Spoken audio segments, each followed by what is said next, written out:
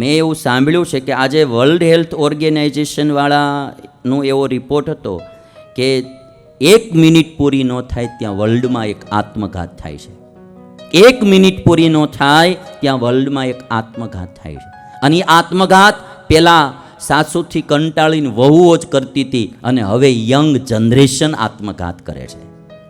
મારી યુવાનિયન કેવું છે, એક તો કોઈના લફરામાં પ્રેમમાં પડવું નહીં, અને કદાચ પડી ગયા હો તો મેળ પડે લગ્ન કરવા, ન પડે તો ક્યાંક બીજે થઈ જાય, પણ ગળા ટૂંપા ન ખાવા. હા, બાઇકમાં હોય બીજે મળી જાય, એવા હાવ લબાડ વેડા ન કરવા, ગળા ટૂંપા ખાઈને મરી જાવ. હા, અને અમુક પગલાં ભરવામાં ધ્યાન રાખવું, આત્મઘાત કરવી પડે એવું પગલું જ પહેલેથી ન ભરવું. અમુક બહુ ધ્યાન રાખવું પડે. આપણા એક ઋષિ થઈ ગયા જેનું નામ હતું અક્ષપાત. અક્ષપાતનો અર્થ એવો થાય કે અક્ષિણી પાદૌ યસ્ય સહ ઇતિ અક્ષપાત. જેના પગમાં આંખ્યું છે એને અક્ષપાત કહેવાય, જેના પગમાં આંખ્યો છે. તો આપણને એમ થાય કે ભાઈ પગમાં આંખ્યો કઈ રીતે હોઈ શકે, પણ ભાવાર્થ એનો એવો કે એ એક એક પગલું ભરે ને એ જોઈને ભરતા હતા કે મારું એક પણ પગલું કુમાર્ગે ન વયું જાય, ખોટે માર્ગે ન વયું જાય. એટલે ઋષિનું નામ અક્ષપાત નામ પડેલું. પગલું ભરવામાં ધ્યાન રાખવું. ઘણા છે ને નો કરવાના પગલાં ભરી લે છે ને પછી અમારી આગળ આવીને રોવે છે, પછી અમારે શું આહુડા લૂસવા પડે.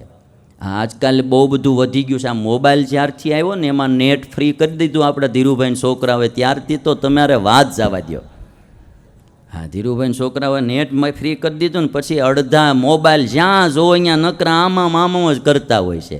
રેલવે સ્ટેશન, બસ સ્ટેશન, ઘરે મહેમાન આવ્યા હોય તો કોઈ પાણીનું નથી પૂછતા, આમાં જ કર્યા કરે છે. થોડાક આમાંથી બહાર આવજો. આડાવડા સંબંધો બાંધવા મળ્યા, વ્યભિચાર વધી ગયો. સ્વામિનારાયણ ભગવાને 200 વર્ષ પહેલાં શિક્ષાપત્રીમાં લખ્યું કે કોઈ દિવસ અમારા આશ્રિતોએ વ્યભિચાર ન કરવો. આ રામાયણની કથા હાલે એટલે કહું, દશરથ રાજાને 350 રાણી હતી. રામચંદ્ર ભગવાને જીવનમાં એક રાણી રાખી, સીતાજી. આ સીતા સિવાય બીજી કોઈ નારી પત્ની ન બનાવી રામચંદ્ર ભગવાને. યજ્ઞ કરવાનો હતો, સીતાજીની મૂર્તિ પધરાવી, પણ બીજી પત્ની ન કરી. એક પત્ની વ્રત રામે રાખ્યું. સીતાજી સામે એવા જ હતા, લાવણે કેટલા પ્રલોભનો આપ્યા, પણ એક પ્રલોભનમાં સીતાજી લેવાના નહીં. સીતાજી રાવણને કે સિંહનો ભાગ તું શિયાળિયું લેવા આવ્યો છો? એ કે તું કે સિંહના મોઢામાં, ભૂખ્યા સિંહના મોઢામાં હાથ નાખીને સુરક્ષિત બારો કાઢવા માંગશો? એ કે તું કપડામાં હળગતા અંગારા લઈ ઘરે લઈ જવા માંગશો? એ કે હળગતા અંગારા કપડામાં ભરીને લઈ જવા માંગશો? કે તું ક્યાં ને રામ ક્યાં? રામ તો ગરુડ છે ને તું તો કાગડો છો. રામ તો સિંહ છે અને રાવણ તું તો શિયાળિયું છો. હા, આ સીતાજી જે બોલ્યા ને તેથી આપણને ખુમારી થાય કે અમારા ભારત દેશની આર્ય નારીની વાણી જો તમે, માણાને સુરવીરતા આવે.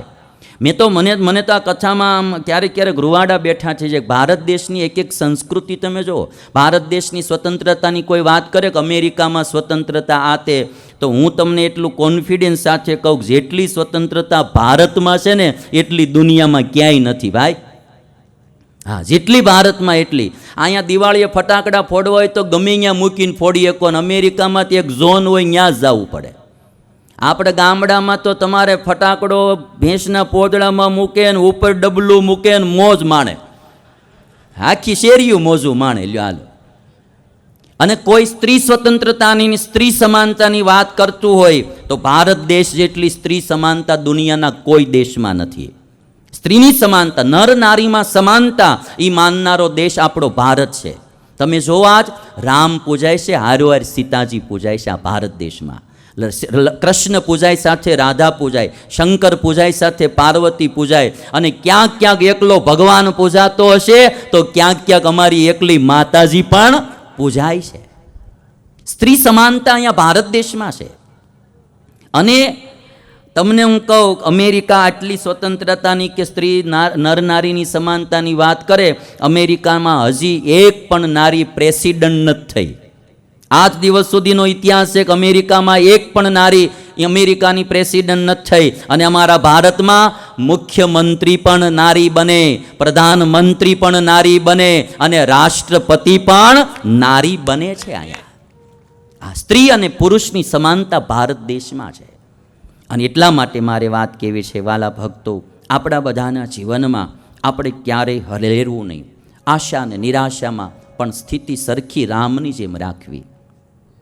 વલણ એક સરખું હું રાખું છું આશા અને નિરાશામાં, બરાબર ભાગ લઉં છું જિંદગીના સૌ તમાશામાં.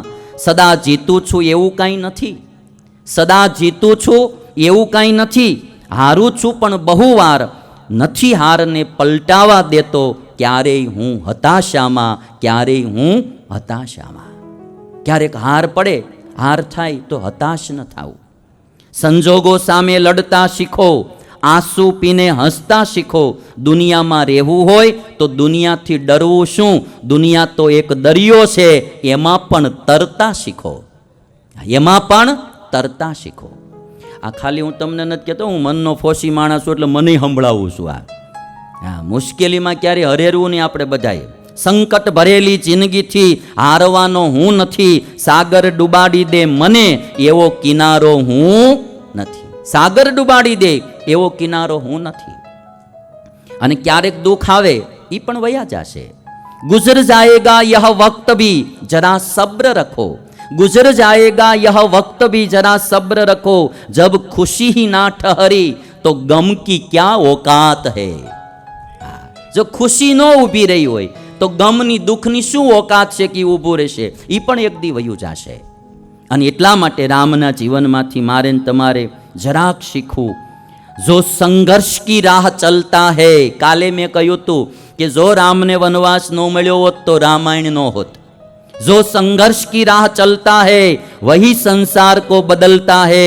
जो अंधेरों से जंग जीतता है वही सूर्य बनकर निकलता है, वही सूर्य बनकर निकलता है. એટલે મારી યુવાનોને બધાને કેવું, આપણે બધાએ જીવનમાં હિંમત રાખવી.